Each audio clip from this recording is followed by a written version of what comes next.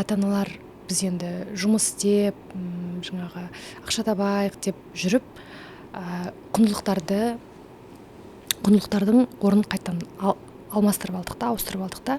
Мысал ретінде көбісі ойлайды ата-аналар, ақша тапсам болды, қымбат киіндірсем болды, қымбат жаңа кружоктарға барса болды. Ең бастысы мен тауып жатырмын, жаңағы киімі бар, машинасы, таксиі бар, водителі бар, кружоктарға барып жүр ғой деп мысалға көп ата-аналар сөйтіп ойлайды да.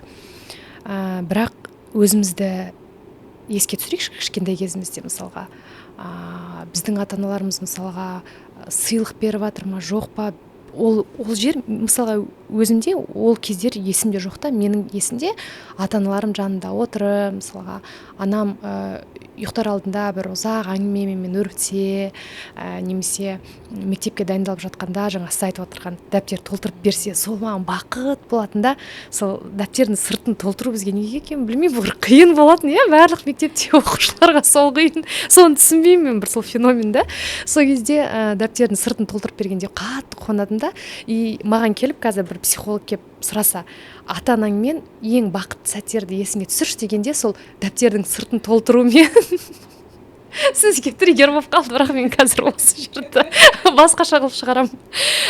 Дәптердің сыртын толтырумен ұйықтар алдындағы әңгіме деймін.